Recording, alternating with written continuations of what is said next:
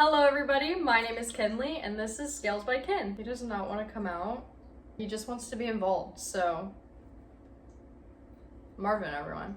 Moving on. In today's video, we're going to be going over chameleon enclosures. So this video is going to be great for you if you're looking to get a chameleon, or maybe you've already gotten one and you're kind of struggling with the setup. So let's talk about the enclosure itself. So this is the Reptibreeze enclosure. I believe it's a 4 foot by 2 foot by 2 foot, and I feel like this is a pretty standard size for adult chameleons. Now, if you're working with a baby chameleon, you might want to start off with something a little bit smaller and then upgrade whenever the animal does grow. But I feel like this is a good standard for adult chameleons. So a common mistake I see with new chameleon keepers is that they keep their chameleons in glass tanks. Do not do this. You definitely want a screened enclosure, and the reason being is that you do need that airflow, right? So a lot of problems I see with the chameleons kept in glass enclosures is that they start to get respiratory infections, which is going to be an expensive vet bill, terrible for your pet, heartbreaking. Let's not do that. Thank you.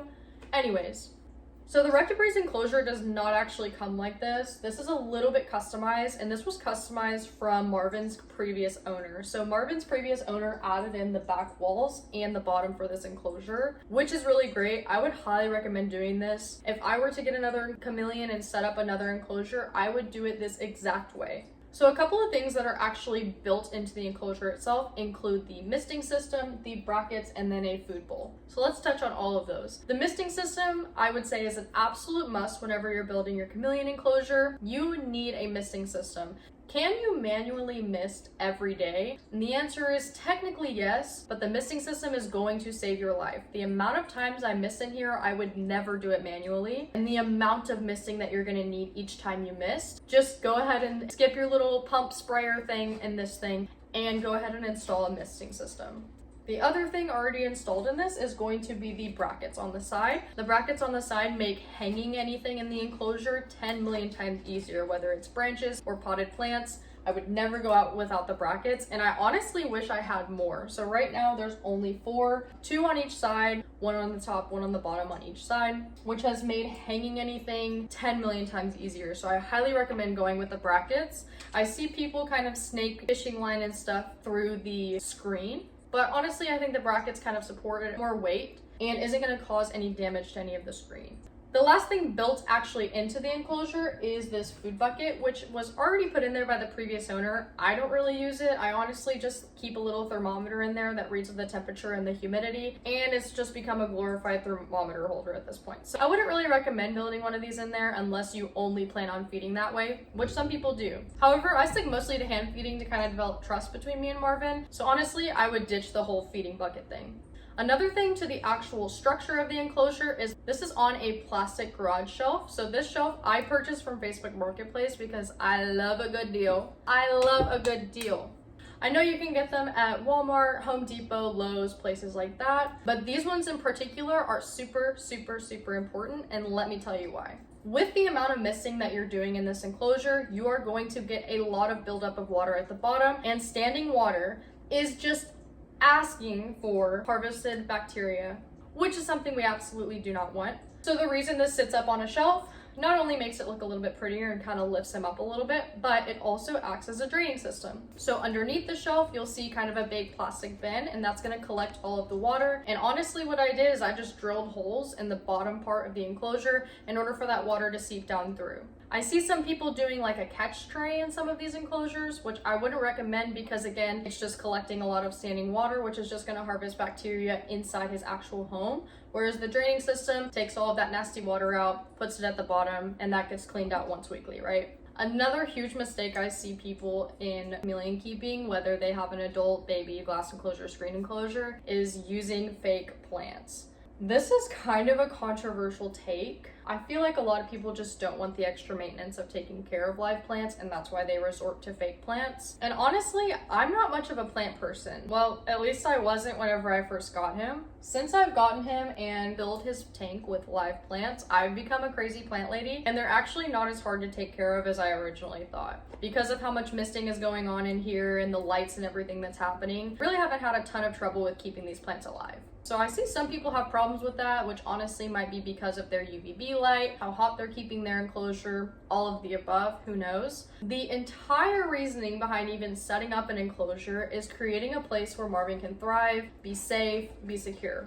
Number one, it's just more naturalistic. Number two, if he were to take a bite out of a fake plant versus a real plant, how do you think that's gonna kind of go down on the inside of his body? Another thing about the live plants in your chameleon's enclosure is that it is super, super important to make sure that they are not only reptile safe, but have not been treated by any pesticides. So I get my plants from a local small business, and I make very, very sure with that business that these plants are not treated with any pesticides, because pesticides would absolutely kill the chameleon. And even though I've been told that these are treated with no pesticides, I am very, very careful in rinsing them off, and I actually do take a small amount of dish soap on a wet rag, and I do wipe off all of the leaves just to be safe. You cannot be too safe with these guys. So absolutely, please keep live plants in your chameleon enclosure.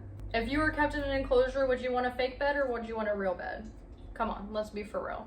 The other thing you'll notice in Marvin's enclosure is going to be all of his branches. This is one thing I really do want to add into for Marvin's enclosure. He uses the plants a lot to climb, and they do have pretty strong stems. However, all of the branches in his enclosure are real. So again, I'm a really big advocate for anything you're putting in here. Please just try to make it as real as possible. We're trying to replicate their place of origin, and out in the forest, out in the jungle, wherever these guys come from, there are no fake vines out there. There are no fake plants. So let's try to keep it as real as possible. A couple of other things really important to Marvin's enclosure is going to be his light and his heat. So as you can see on the top, I have this really bright UVB light, and this is an AgroBright T5 high output system. So this is a pretty strong UVB light. It came with his enclosure. So the reason why we have UVB is to help our chameleons process all of the calcium and D3 that they need to have in order to survive. This is absolutely something you cannot skip out on. Kinley, it just looks like a light. Is it really that important? Let me hold your hand when I say this. Yes. Okay, don't skip it. You need it. Thank you. Don't skip the UVB light. Another thing that's super important to him is obviously his temperature and his basking. So basking refers to when the animal's kind of going to sunbathe, lay out, warm up, get all of the goodies that he needs from the heat. And he has that towards the back. I keep my house pretty cold, so I have a pretty strong heat lamp. So right now Marvin is actually on a 100 watt, which I don't typically recommend, but that is what it took in order to get his temperature where I need it. So I've moved his basking branch down so that it keeps him a little bit safe from that heat lamp, because these heat lamps can burn their spines, their scales, their skin. And chameleons, they don't know when they're getting burned, right? They're just trying to warm up, and they will end up damaging their actual scales or their spikes or their skin. We need to keep it at a safe temperature. 100 watts is what it took me in order to get to the temperature that he needs. Again, I wouldn't really recommend it that much, as long as we kind of bring that branch down a little bit, as long as he's getting the heat that he needs. And another thing at the top of Marvin's enclosure is going to be his fogger. So his fogger helps with humidity in the night times. They're not super expensive. I'll insert an example here, kind of replicate what he would experience from his native land. Everything in his enclosure is also set on a timer except the misting system. So his UVB and his heat lamp and his fogger are all set on timers, and I currently use this schedule. So his UVB and his heat are going to be on the same schedule. 9 a.m. to 9 p.m. is whenever it's turned on, and then the fogger is going to go from midnight to 4 a.m. So this is the schedule that the previous owner had him on, and I thought it was a really great schedule, and to adjust him a little bit better, I've just kept the same schedule and it's worked really well for me, but everything does need to be on a schedule. But Kinley, the chameleon needs heat. Why would you turn it off at night? Chameleons actually benefit from a drop in temperature at night, so that's why everything kind of turns off. It helps him regulate everything in his body a little bit better, and then comes back on at 9 a.m. One other thing that I've recently included in Marvin's enclosure is an additional water bowl. Chameleons drink the water that collects on all of the leaves and branches and everything in their enclosure. However, as a precaution, I do recommend going ahead and rigging up a little water bowl just to be safe. I know that not all chameleons will drink from standing water, but I have seen some instances where they do. I've been keeping it there. I've never seen him actually drink out of it, but I have had to refill it twice since putting it up. Maybe he's drinking it, maybe it's just evaporating, but I definitely recommend it as kind of just a safe backup.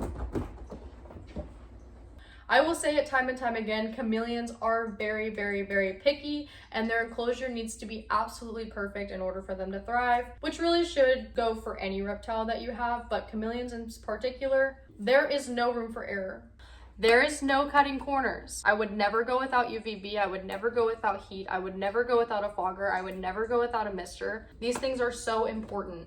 And then some other little things I would recommend for the inside of the enclosure. I recently started using plant clips, which has really helped a lot. It helps me kind of snake the plants upwards on the sides of the enclosure, because eventually I want this thing kind of filled to the brim with plants. So the plant clips have really helped me. I got them from Walmart for like $2, so I definitely recommend looking into those. And of course, thermometers kind of everywhere, right? So I definitely want to be checking the temperature at the top, the temperature in the middle, and the temperature at the bottom, as well as the humidity throughout. So his humidity is going to stay from 50 to 60%, which is pretty ideal for panther chameleons. All chameleons are a little bit different, so make sure whichever chameleon you're getting or whichever chameleon that you have the right specifications for that breed. There's a lot going on here. It was a really big learning curve whenever I first got into it, but now I feel pretty confident with it, and I'm really happy with how it's turning out. I'm definitely wanting to add more in the future, learn more and more every day, and honestly try to share my knowledge with other people that might be interested. So thank you so much for watching this video. I hope it might have helped you or answered any questions that you might have. If you have more, please don't hesitate to leave them in the comments, and I'll see you in the next one.